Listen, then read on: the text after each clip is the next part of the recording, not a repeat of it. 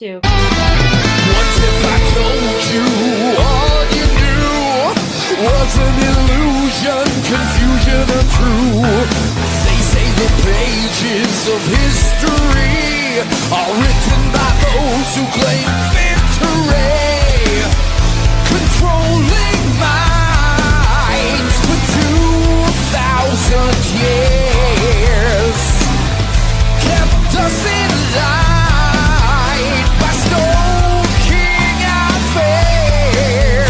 No longer will we hide who we are.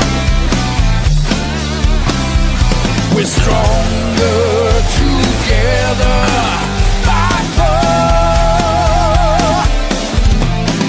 We are witches, we shall rise from the earth into the skies. Hello. How are you? I'm pretty good. Mercury's been a bitch this week for everybody, but audience, hang in there. Yeah. When does it end? I forgot. I gotta look at my own post to see when it ends. Not soon enough. Yeah. Not soon enough. No kidding. Yeah. Oh, But anyway, hey everybody, welcome to Within the Quadrant. We are going to have another great show for you, like always. And sis, who do we have today? we have a wonderful woman here today. We have founder of Coalfield Manor, Heather Wriston Wheeler, explores the paranormal, Appalachian folklore, and the stories hidden within the historic space. Coalfield Manor is a paranormal research location available for public and private rentals, and it's located in Mullins, West Virginia. With that being said, let's introduce Heather onto the stage. Hi, Heather. Hey. How are you? Thank you for having me. Oh, absolutely. Thank you for coming on. We appreciate it greatly. Yes, we do. I'm sorry for anybody that was looking for me yesterday. That's okay. We're blaming it on Mercury and retrograde. Trust us. Yeah, we gotta blame okay. somebody. So Mercury is a good thing to blame it on. So Exactly. I'll take Yes. that, even though Yeah. I do accept some of the blame myself. In my day and age, I call it squirrelism. I just say, "Oh, I squirreled," and what was I supposed to do now? Yep.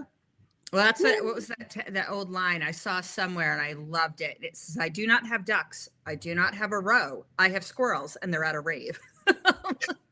I love that. I have to I do adopt too. that. I might have to borrow that from you. Well, it wasn't mine, so take what you want.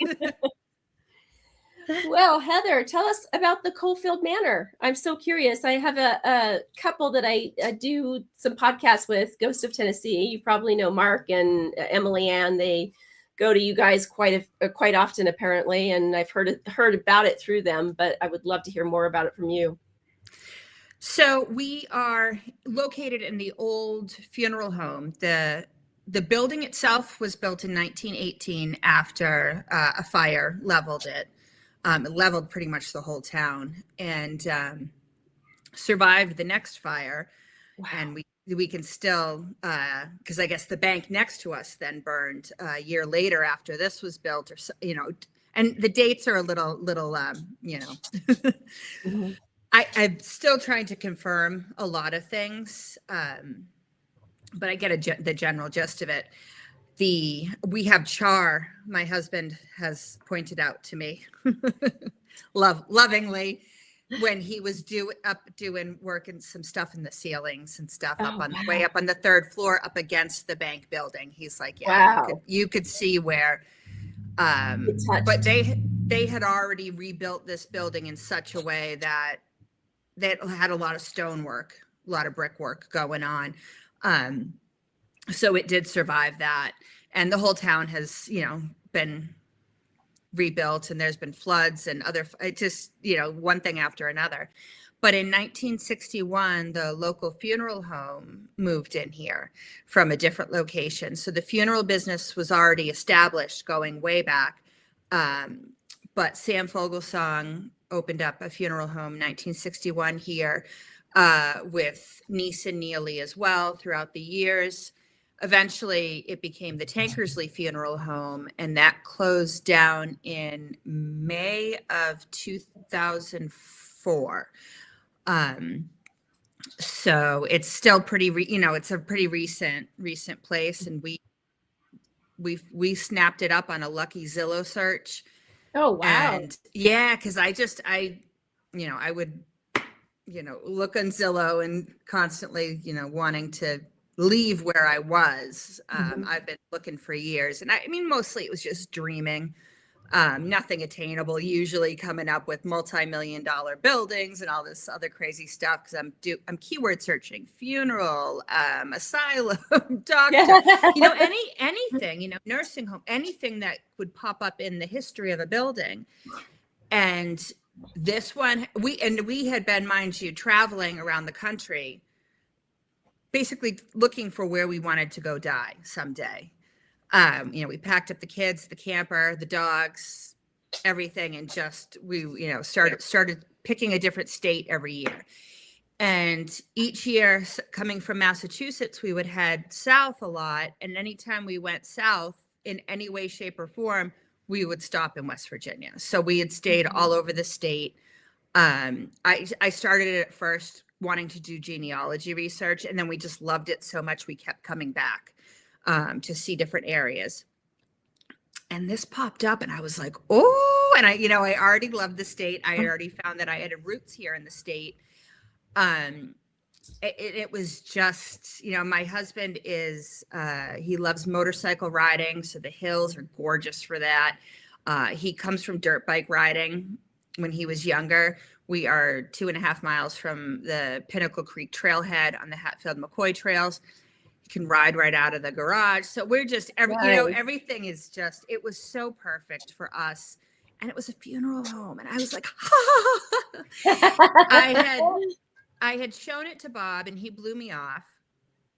And, a couple months went by, and he was talking to some friends of his, and they were discussing how, if they could find the perfect place, this, and this, have all these check marks. And I was like, you mean like that funeral home in West Virginia? And I said, which would not only make you happy, but it would make me happy too. It's a win-win. It really was, and he was like, yeah, I guess maybe. And then one day he came home and was like, all right, let's go look at it. And so I talked to my mom. Thanksgiving dinner that Thursday, we ate with her an early dinner, and we dumped our children on her and flew the coop. And came down, spent time, visiting Mullins, checking out the local businesses, eating at the restaurants, stuff like that, talking to town hall, just kind of bouncing things off people. And we fell in love. Everybody's amazing down here. Like, it's just, they're awesome. So we put in an offer and waited, and they counted that 48 hours down. They waited till the last second. And then I heard Bob come running up the stairs in the evening a couple days later, and he's like, I think we own a funeral home. Oh, that's awesome. And I didn't even know if it was haunted at that point. So, it was, I just was like, this is a perfect retirement place for us. There's an apartment. Obviously it needs a lot of work. Cause it says that there's information about that being done in the 70s, the apartment, put on there, late 60s, early 70s, something like that.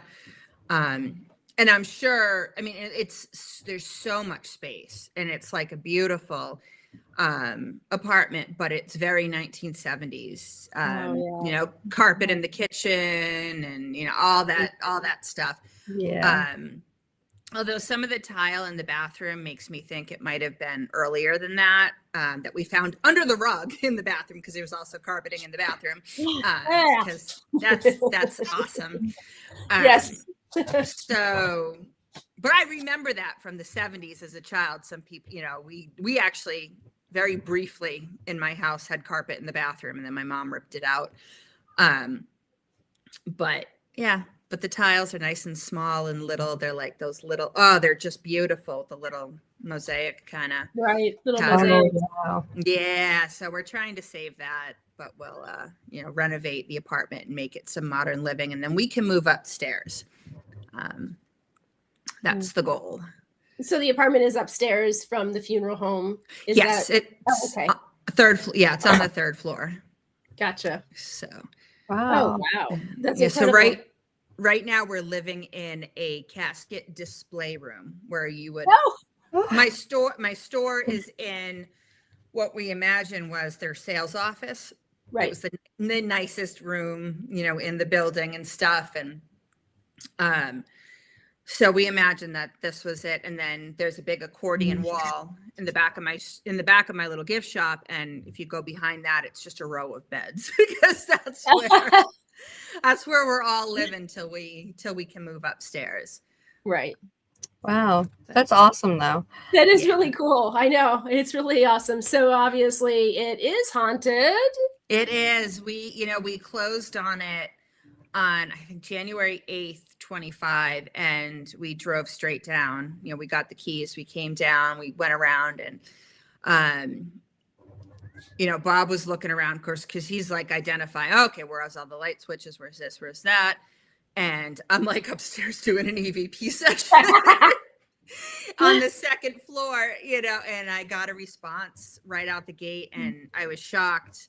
So I was all excited then. I'm like, so next time. And we just came down. It was a very short trip. We had no running water. We couldn't stay in the building at that point because we had no toilets and stuff. But we, I went home, packed up my equipment, and the next time I came down, I brought all my stuff and we went, I went full bore into it. And it's been a learning curve for them with the equipment. Yep. I imagine so. Yeah, but it's been great. We've enjoyed, so far it seems like they've enjoyed working with us. We've got some constants, some consistent spirits. And then I seem to have a lot of I call them transients, but I don't want to use that in a negative way. Like we said, there's fires, there were floods, there's whole city blocks that were just leveled at a time. And where do those spirits go? You know what I mean? Mm-hmm. So I think that slowly but surely they're figuring out that they can communicate with us here and have a little interaction. So, I like to think that they're all just decent people from around town. And, if they're not into it, they won't be here. They won't stick around for the investigation. But if they are, they will. That's how. Well, like a spirit party house. Yeah. Well, yeah, sure. I mean, they do. They come and go. There's different areas in the building where there are some specific spirits that we get consistently. Still working on names and backstories with them. But we kind of have a feeling for what type of person they are, what type of spirit they are, basically, Nice. I do believe we have one, at least one former mortician or funeral director or whatever you want to, whatever their preferred title is. I don't want to assign it to, but there's somebody we believe back there that if you get up on the embalming table, we seem to interact with, and he seems to be bothered that the person on his table is alive. And it's like, what are you doing here? This isn't not right. But not aggressive in any way, and people get the sensation of being touched on the embalming table. And that was something that was left over from them. Mm-hmm. So a lot of the embalming equipment was still there. I mean, they left everything when they left. So we were thankful for that. I mean, I could have used the hearse, but that would have been cool. That would have been like the icing of the cake. That's right, exactly. So the Tankersley funeral home sold to a funeral conglomerate out of Georgia, and that's who we bought the building off of. Gotcha. So the last funeral director that was here, he took whatever he wanted or whatever. And he's now at a funeral home just a little north of here. So, it's not here in town anymore, but the people that know and trust and, for him can still find him. So I would imagine they probably have, I mean, again, I'm hopeful, but that there would be a lot of records that they would have. Would they have left that behind for you as well? They did, but it's not something we can show. And it's been something we've been slowly cleaning out because it's got people's private information, social security numbers, credit card numbers. I mean, when I say they left everything, they left everything. So it's not something that we want the public going through. Right. It is on our waiver that if you happen to see something on anything, because we've got an old printing press out back that still has certain things set up. We don't want names and stuff out there because there's, you know what I mean? It's just because their name is in here doesn't mean their spirit's in here. And these people still have families living here. And that's not, I love the paranormal. I love getting spooky. I am not a fan of trampling on people's memories. Right. So I like to, keep that quiet. Yeah. So it's like, you know what I mean? Because they closed in 2004. 2024. Like it hasn't been, you know what I mean? So these it's so recent. Yeah. Yeah. Their families are here. But we bought a new casket and, set up the viewing room, and Bob built me a wonderful stand because I didn't want it on the ground, but I was worried about it tipping over if people wanted to get in it. Right. So he built me a beautiful stand, bolted the casket to it, and then actually made steps going up into it so people can, with a handrail, so they can get up, you know what I mean? Get up and get in if they want. It's turned out to be a phenomenal trigger object. I bet. And a great photo op for people that want to do it. So it's been interesting to see the people that do and don't get in, and then how other people react. And I've been in it a number of times, and it's a brand new casket. It's not like it's been used or anything. That's the embalming table. Yeah, exactly. For the slightly more daring. Yeah. But I know my husband's here. He's like shaking his head. No way. And he's looking at me like I'm going to go there and take pictures, which I probably would if I was. Yeah, I was going to say road trip. Absolutely. I just heard him. Nope. You don't have to get on it. But there's a child so the embalming room is part of an apartment that was on the back side of the building that they basically just blew a door through and made it the embalming space, because they had a really tiny space that they were working in before that apartment. So the child back there, we catch him hiding under the embalming table. We catch him a lot on the SLS. We got some toys and some books. I'm still working on an age. He comes out. He'll come out and walk around and make his presence known. We've caught him, a small boy's voice, a disembodied voice, out in the chapel room where the casket is. I can hear the pacing at night up and down my bedroom, and there's nobody in there. Right. So, and I believe it's him, and he tends to come out for women, for moms. He's getting a bit more adventurous and will approach men now, but he definitely was attracted to that mother energy in the beginning. I have no age, no date, no name, no nothing to correlate with him. But he seems to like the toys. He likes the fart book I bought him. And, but I'm like, well, we're going to give an average range for a young boy. So I'm like 12. What's funny to a 12-year-old boy? Right. Farts, exactly. Yeah. So, or younger, or older. I still find farts funny, but so there's a woman in the back there in that apartment too. I do not know if she is any relation to the boy or not. she is like the opposite, is not really a fan of the women, but tends to love the men. And she stays in one back bedroom back there. Mhm. It seems like she doesn't really want to come out. And then there's just everything else. So I've had people tell me that there's some non-human entities here. I have yet to get any form of confirmation on that. So I right now just taking all that with a grain of salt until I see it. I'm a very skeptical investigator. Smart. And I have trust issues, so which I think everybody should going into Right. it. Yeah. Yeah, absolutely.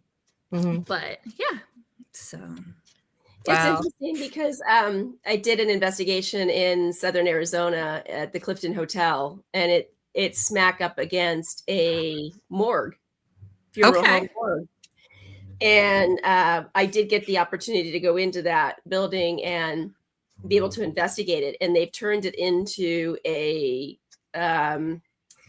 it's a home, but it's like apartments that they've created with a common kitchen. But each apartment has its own bathroom. It's just a common kitchen that they share. And going through and discussing with each of the occupants, there's like 3 roommates basically currently at the time that I was talking to them, and they had a basement where they did the embalming, and everything was in the basement. And there's actually a basement door that had a ramp that, that they could slide down the gurney to the basement.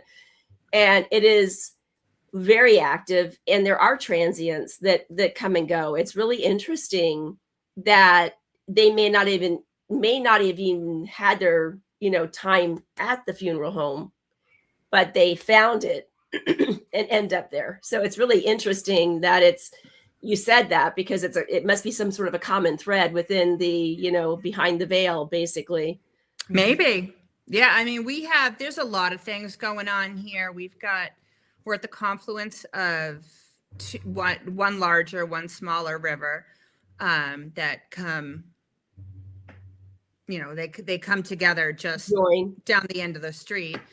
We've got the train tracks that run through. They still are hauling coal, not a lot, but we still see coal trains go through. That's the only kind of train I've seen so far, but it was once a big passenger hub.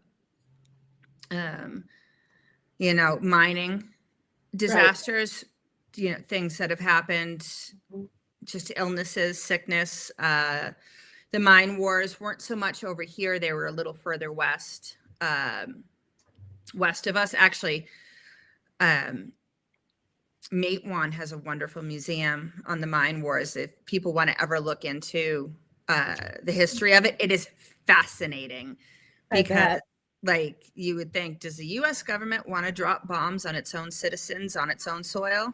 Maybe. Maybe it got really hairy. So it's a rich history. The Hatfield McCoy feud, that's also over in Mingo County.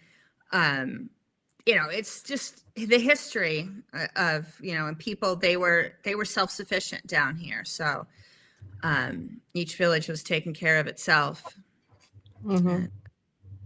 That's lots really of stuff. cool. Yeah. So lots of stuff comes and goes. And like I said, the town burned down. The whole business district burned down completely. And that's when my building was rebuilt. But there were, like I said, there were other fires. There are hotels that are gone. There's the next lot just south of me is completely green. There's no, it's funny because it's all grass. And then on the far end, there's one strip of sidewalk. And then on this end, there's one strip of sidewalk. And you can see little tiles from what we used to be, like how they would have like that tiled entrance when the doors kind of went in a little bit. Oh, yeah. How they would fold doors in, and then they have you know what I mean? Like a little bifold, like a bifold door. Yeah. So it was kind of like that.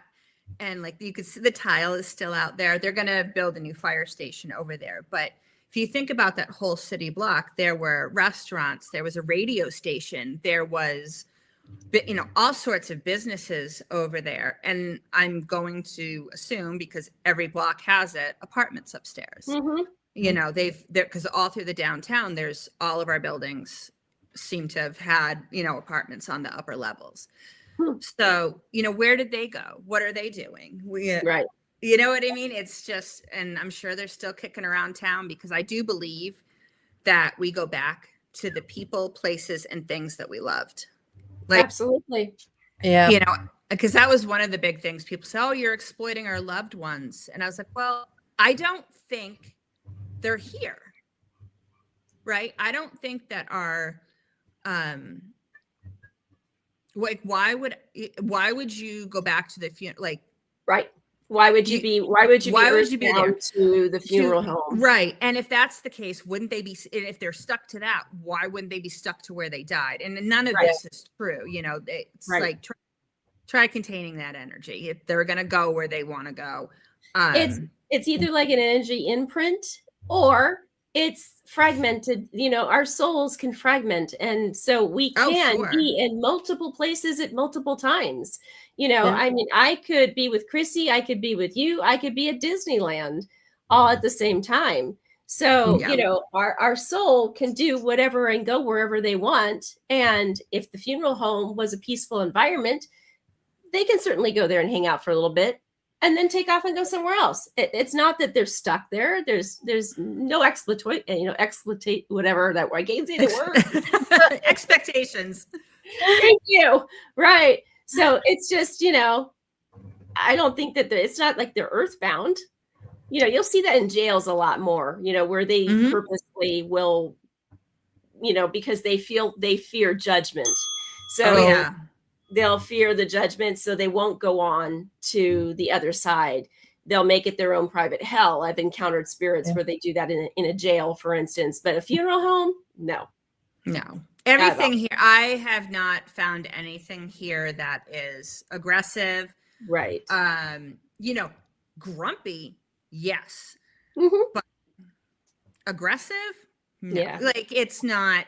I actually just set up my first junior investigation. So where kids can come and do have an investigation that's just for them. Right. That'd be fun. So because I had a little guy in town was asking about it, and I'm so thankful it was busy the day that he had asked me, and then I completely spaced and forgot. And his mom reached out to me, and I'm so glad, because I was like, oh my God, yeah, let me do that now. So I got that set up, and that'll be fun. They can come. Their parents are required. Well, they're each required to have a parent with them. And but their parents can hang back and just watch and see what see what it's all about. They can come and go. If they want to leave, they can leave, certainly. But it won't be crazy. Like, it's probably just going to be in the chapel room with the the casket that I have like a stuffed ghost in with sequins eyes, and it's just, you know what I mean? Not something that's not scary. It's not scary, terrorizing. Yeah. Exactly. Yeah, like we won't go full dark. We're not doing, you know what I mean? It'll be geared towards them, but their parents will be there too. If the child needs them, or if something that they don't approve of. But I already put out a disclaimer. Listen, I can't control what they say through the spirit box, and some of them do get spicy. So take that for what it is, and buyer beware. And your kid best, right? If you think that they might get spooked by an event like this, please don't. Then don't do it. Yeah. Yeah. Like, we're not out here to terrorize children. So my kids would be asking, where's the vampires at?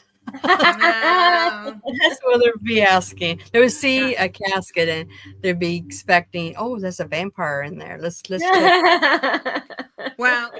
I can tell you, I've been in that casket, and I wouldn't last a whole day as a vampire sleeping in that casket.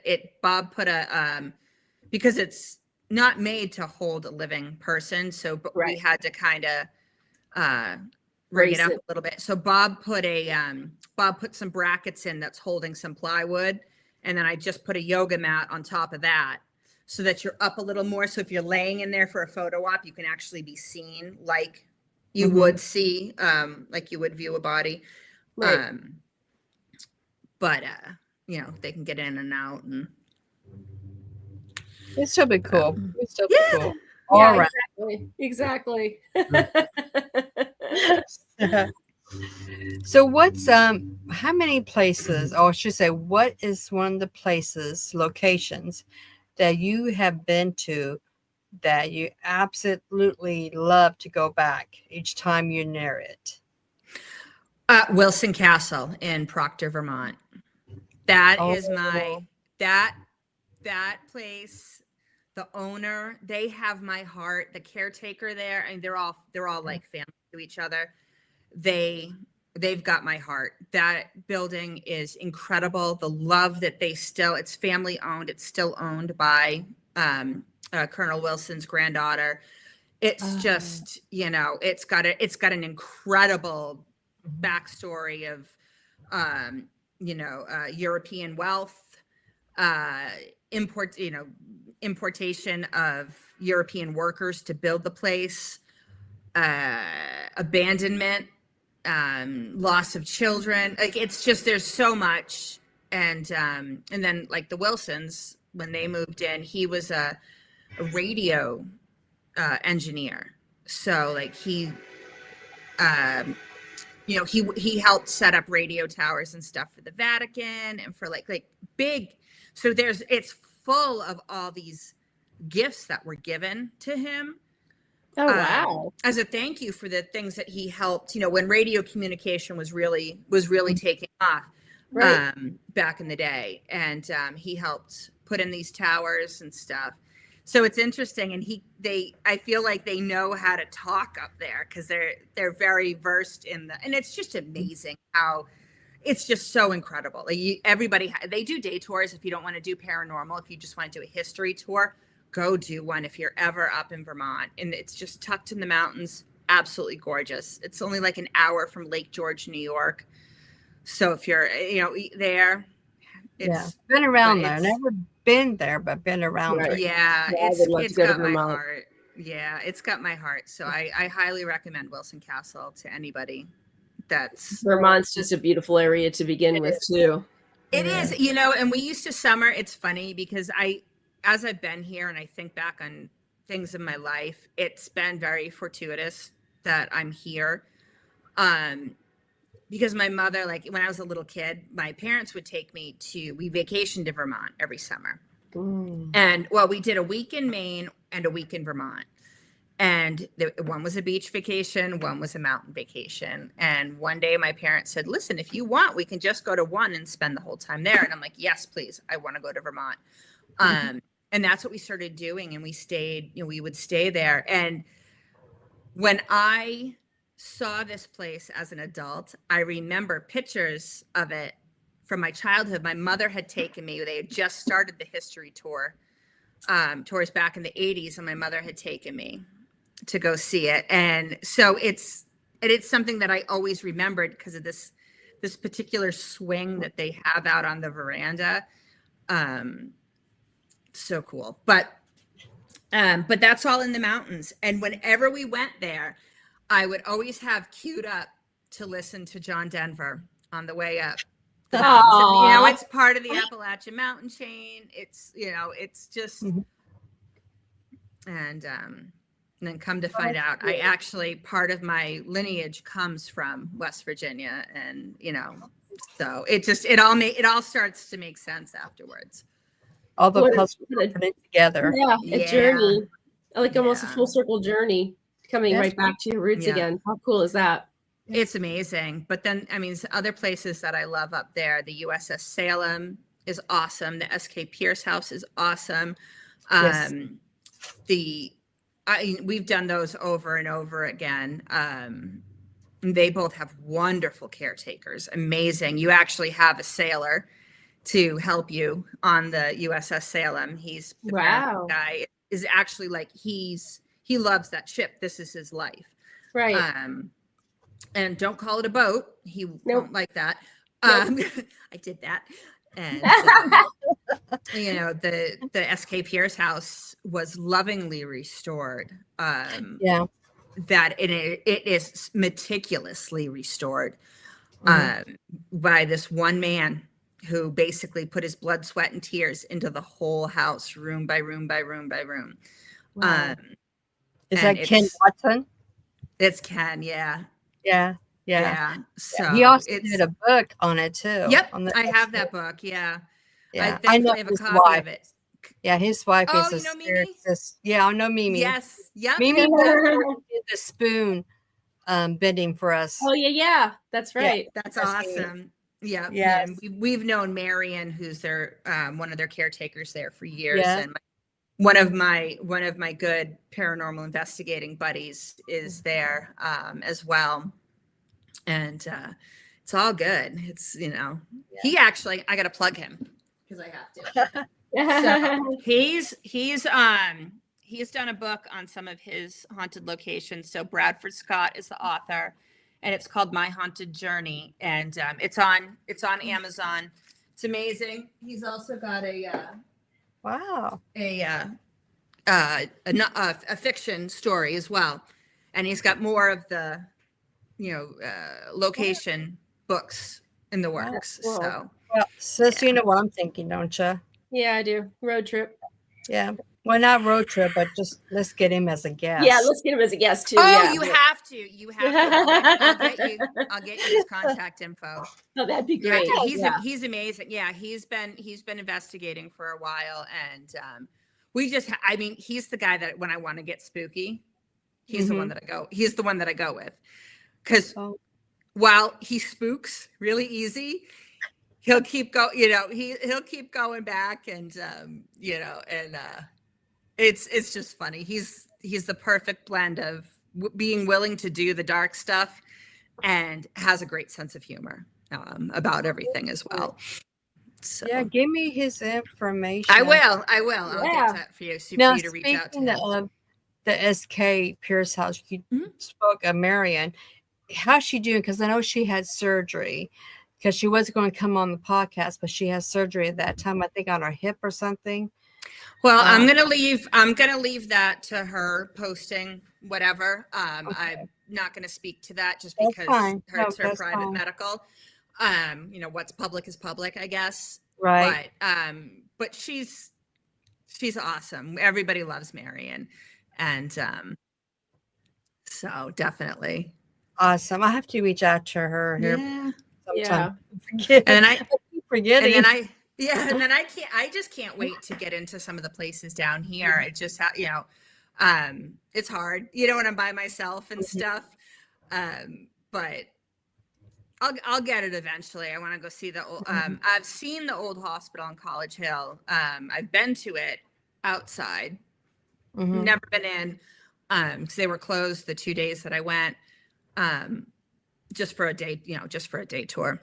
Yeah. And then I've done a day tour, the paranormal day tour at Trans Allegheny, just to kind of see what it was like. Wow. We did that a few years ago with my son. We did have to leave early, so I couldn't see the whole thing, but we had to leave for him. And what else? I've been to Lake Shawnee. I have had the chance to see that last summer. So, they're not too far away. That's awesome. Trans Allegheny is about 2.5 hours. It's a little bit further away, maybe 3 hours if you have traffic, which it's rare down here, which is lovely. Yeah. Traffic. So reversing the question, you told us about one of your favorite location. So let's reverse that to a location that you would not ever go back to.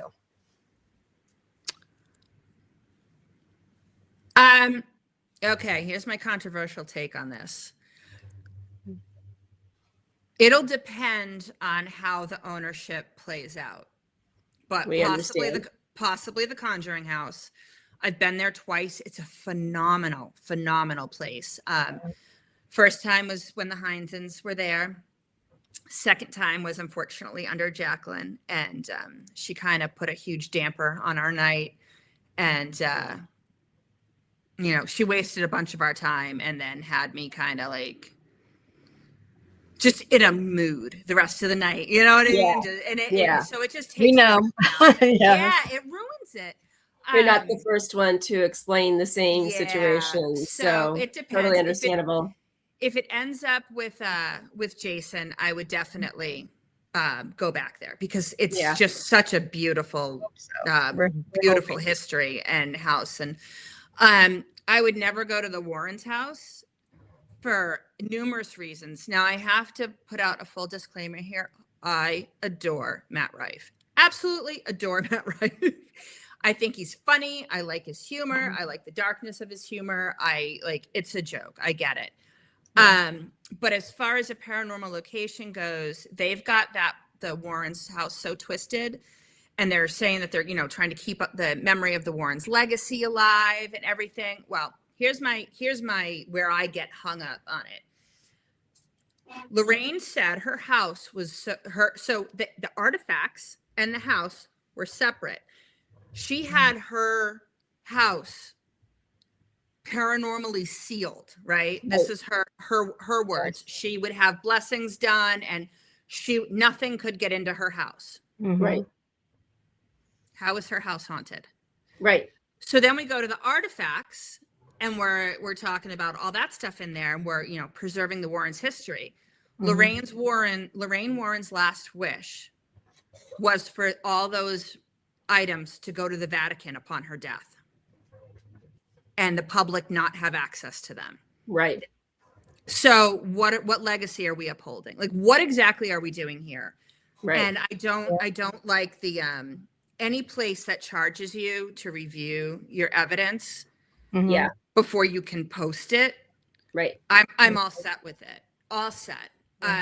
You know, I have a little disclaimer on my waiver that says that it's basically like it's a media release essentially, right? That your picture might be taken while you're here and it might be released. Because if you're here for a public hunt and somebody's snapping pictures and posts it on Facebook, I have zero control over that. Right. Anything that goes up, you know, if something happens and you know, we're going to use my security footage, which has happened. It's stuff like that, but your footage is your footage. Right. Like your evidence is your evidence. That's for you to take your experience, and that's your story to tell, not mine. I own the building, but I don't own the spirits. I don't own the, you know what I mean? Exactly. So, you know, well, I have pretty free reign. It's like the bird cage in Tombstone. You know, they're very much into, if you catch evidence, do us a favor. Go on, if you're gonna post it on social media, tag us. Yes. Oh, absolutely tag me somehow. I want to see it. I want to share it. Right. Yeah. I want to share it out for people. Yeah, exactly. But I read the same thing you did, and I have the same. I am very concurrent on what you're saying as well. It goes against the grain. And me as a medium, it goes against the grain. And how I know Lorraine had said that her house was her paranormal haven, meaning that it had no paranormal activity going on in there. You need to, as a medium, or even a paranormal investigator, you need to have your safe spots. Yeah. You need to be able to be safely in your environment, to be able to recharge, to be able to do what you need to do and not be bothered. So I totally get that. I didn't realize that it needed to go to the Vatican. And I think that probably would have been the best thing for those items. I think Chris McKinnell, when he came on, he was on a few times. I think he mentioned it. But I'm not for sure. But yeah, I think he kind of vaguely touched on it. But yeah, so I mean, I agree. It's a money-making device, and to even look at the amount of money of what you would spend to be able to go into it, it's very unattainable for some of these groups. Yeah, absolutely. And it's just a house. Like, I think about it, it's more, I mean, yeah, it's got history, whatever, but it's just a house. That by Lorraine's wording shouldn't even be haunted. Right. So it's incredible. Like, so the Wilson Castle that I talked about is cheaper than that. And they have an insane upkeep because they're literally replacing brick by brick on that building, because the European brick makers, they made these bricks in Europe. They used them as a ballast in the ship when they came over, and the, you know, marble and stuff, different slabs they used to bring stuff over, cannot handle the climate in Vermont. And they have just been crumbling the entire facade of this building, plus all of its outbuildings. Which there are a lot of them. So, I mean, you know, just trying to get the bathrooms all back up and running. There's no heat in the place. Like, it's just, there's a lot of things, although I don't think that they're having plans of putting heat in. They are a seasonal operation, but, because I couldn't imagine the cost to heat it, but that's half of the cost, you know, less than half the cost of the Warren's house. You know, the USS Salem is literally floating in salt water and needs constant upkeep so that it doesn't rot and sink. Right. That's still not, you know what I mean? I'm like, and that's not half of what they charge there. And it blows my mind. Right. But it is what it is. And that's, you know, unfortunately what's happening with a lot of places. But I came in it as an investigator first, and this is how I would want to, this is what I would want if I were to walk into a place. That's how I treat my guests. Right. Well, even at the Conjuring house, we was out there 2 years ago. We had tickets to go see it, but that's when all the hectic stuff went down with Jacqueline and everything, and we didn't know nothing about it until we saw something on YouTube, and they said they wasn't going to show it or anything. Nobody didn't tell us. We could have been out of some money, so we did get our money back, but good. No one didn't tell us, so we could have lost a lot of money there. We do a lot of money. A lot of people did actually travel here. I believe there were a couple international travelers too, and then they couldn't get in, and they reserved it, and like, that's awful. It is awful. It is. We went to the Lizzie Borden house instead in Far River, which surprisingly, I've never been there. I'm not going to say too much about it because, you know, but it's a nice place. Make sure you visit the cemetery where they're buried at, and also Lizzie's home. Yes, I believe if anywhere she's at Maplecroft. Maplecroft. If she's anywhere, that's where she is. That's my.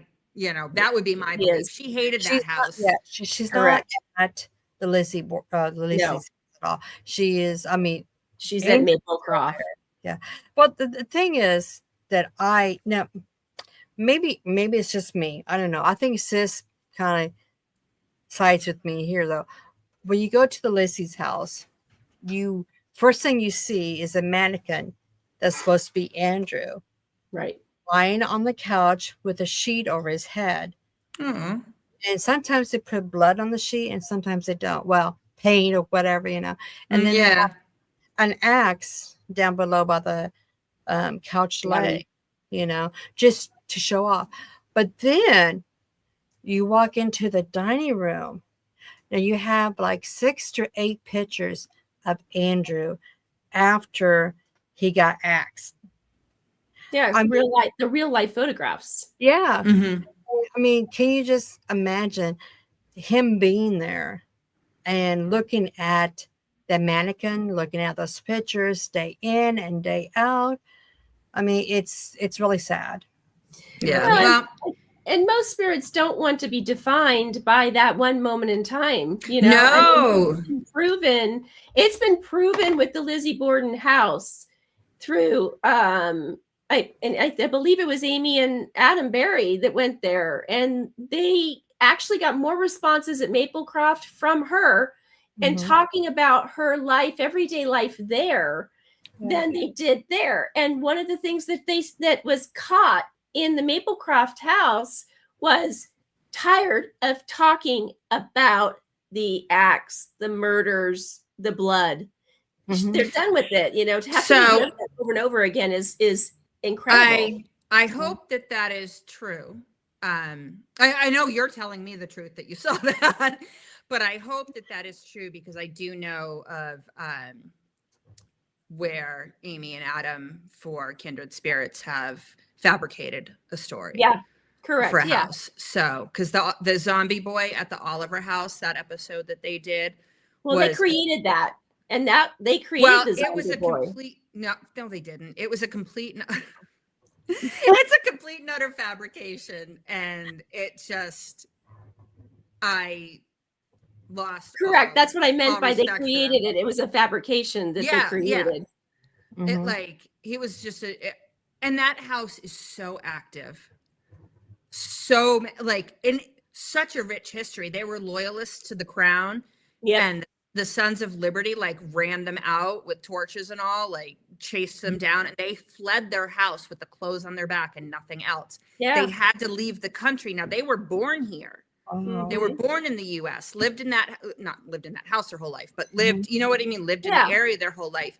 They only knew this. They didn't know England, Right. but they were forced to move to England because they were loyalists. Right. And it's, Benjamin Franklin there's a thing about secret letters being hidden by Benjamin Franklin, who was noted as being a visitor there. They were like sneaking, I believe he was exchanging I believe he was, I think he used like a maid or something there as a spy or what. I don't know the whole history now off the top of my head. I don't remember it exactly, but like, you don't need to make anything up. Right. I agree. Yeah, Yeah. that is very true, and everything. Speaking of the paranormal universe, and there's so many shows out there nowadays that you don't know for sure if they're fabricating the truth or what, and how I feel about it is I kind of stopped watching all those shows now because it's like, I don't know for sure if that's true. Is it? Is it not? It's like AI, you see AI. Is that really AI or not? Because they look so real and everything. What are your thoughts about how all the TV shows nowadays are coming together and doing things like that?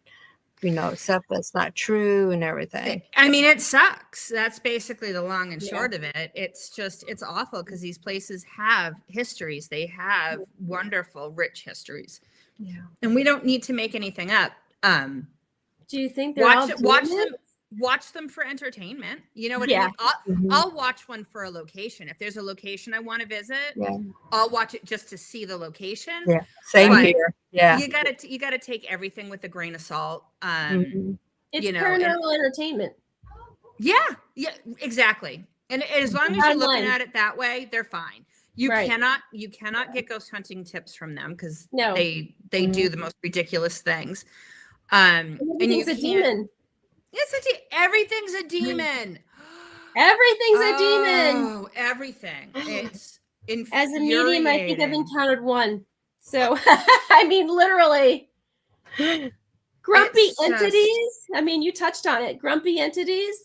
Absolutely. Yes. You can Well, and watch especially grumpy the entities. Warren. If you think about the Warrens, because they were running with a Catholic view, every earthbound spirit is demonic. Right. Oh, Yeah. yeah. Exactly. Mhm. Yeah. So I mean, Yeah. and I'm not out here to change anybody's minds on what they believe or anything. If it makes their heart feel safe and if it gives them peace and brings them joy, run with it. Go for it. Believe Oh, whatever of course. your system is.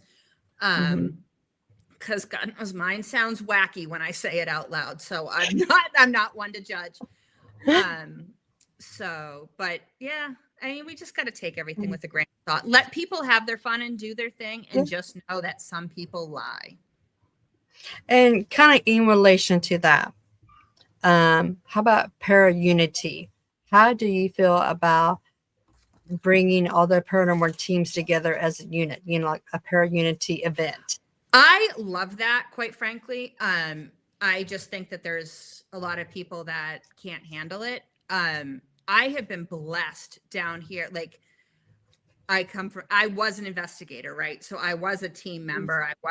We did our own things with our own little groups and just different friends. We'd go out and do whatever. But now as a venue owner, you know, I'm actually getting, it's quite enjoyable for me because I'm getting the, you know, the stuff from everywhere, meeting everybody. It doesn't matter if you're friends with this one or that one. You book my place, you book my place. You follow my house rules, come in and have fun. I don't care what your team politics are or who you like or don't like, you know, or what your methods are. Just, you know, come in. I mean, yeah, it's pretty simple. Just, you know, don't publish family names. Don't, you know, obviously funeral related, you know, the business names, you're more than welcome to list those off, but, you know, try to stay away from the personal names, identifying somebody directly. And, you know, don't burn my building down. No blood rituals. I don't want any blood rituals. I think that is the most disgusting thing on the face of the earth. I don't need your biohazard in here. But you know, just don't break my stuff. But you want to if you want to use a Ouija board, use a Ouija board. If you want to go solely metaphysical and have a seance around a table, knock yourself out. Like whatever it is you're however, use this space for your learning to test your theories and whatnot, or just come for fun because they'll talk to you. We've definitely learned that. So, but it's all fun. That's awesome. Speaking to you, you're very honest, and I love that about you. I love your truth. I love your truth because sometimes it goes. Some people don't like that. That's where I've made some enemies, but it's okay, you know, because that's what we want our podcast to be about is truth, because there's so much flakiness out there. People just don't really know, you know, if it's the truth or. There is one thing. If I caught somebody trying to move a spirit on, like trying to like, you're gone. Your night is over. You know, and that is really interesting that you said that, because when I was at the Lizzie Borden house, I kind of did my own thing. So when the group was in the part of the basement, I was in the seance room by myself, and I just had this urge of talking to somebody, you know, and somebody came, you know, just whispered to me and came across the spirit box and said, release me. I'm tired of this hell. Release me, you know. And I'm just like, I can't do that, you know.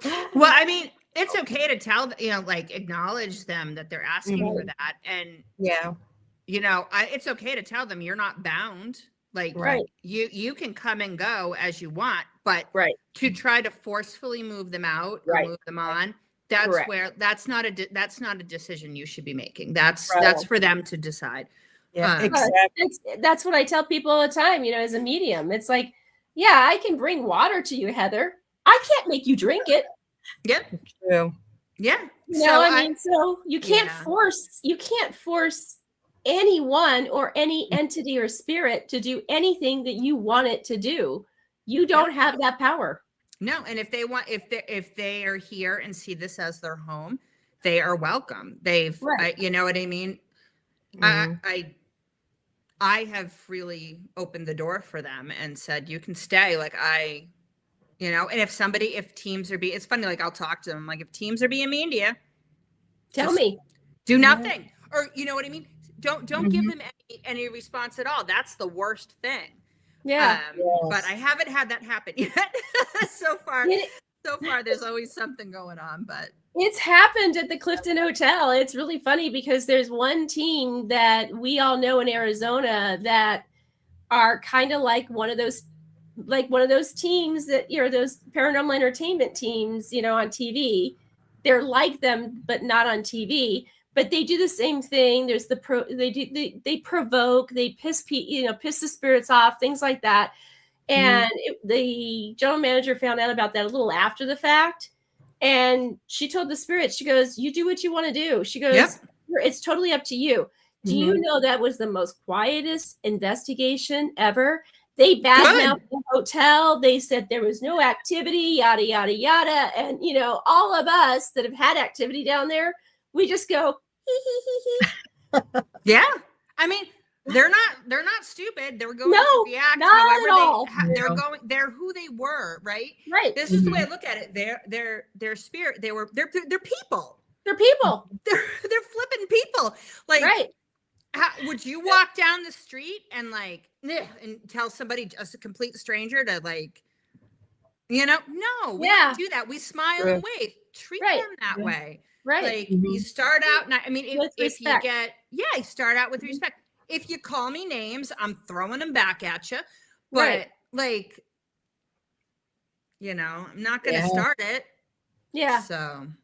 Yeah. No, I love that. I just go hee hee. Well, Heather, it's like I said, it's been really great to have you as a guest. Thank you. You'll come back maybe next year too. I know there'll probably more stories that you would love to tell, or some updates on your home as well and everything. Sure. I'd love it. I just want to say thank you, though. Many blessings to you and to the audience. Please jump over to Heather's Facebook page and also the website. Hit her up with questions or anything you have, you want to ask her. Visit her, tell her hi. And until next time, blessings, everybody. Take care. Bye-bye. Thanks, everyone. Thank you.